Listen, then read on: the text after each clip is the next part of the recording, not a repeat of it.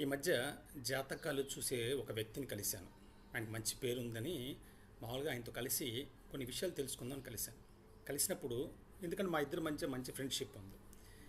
ఆయన అడిగాను, చెప్పండి నిజంగా ఈ జాతకాలు ఇంత అవసరమా అని అన్నాను. అప్పుడు ఆయన ఏమన్నాడంటే, జాతకాలకి నిజంగా చెప్పాలంటే ఒక 5% 10% వరకే ఇంపార్టెన్స్ ఉందండి.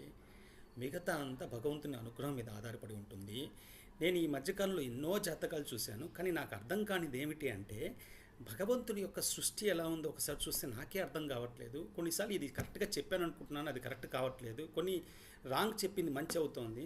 అందులో నేనైతే ఒకటి డిసైడ్ చేశానండి, నా పిల్లలకి మా అమ్మాయికి అబ్బాయికి అయితే అస్సలు జాతకమే చూడకుండా పెళ్లి చేస్తాను. ఆ ఇంటిలో కానీ భగవంతుని గురించి వాళ్ళకి చింతన ఉండి, భగవంతుని మీద వాళ్ళకి భక్తి విశ్వాసం ఉంటే వాళ్ళకి నా సంబంధాన్ని ఇస్తానని ఒక ఒక జాతకం చూసి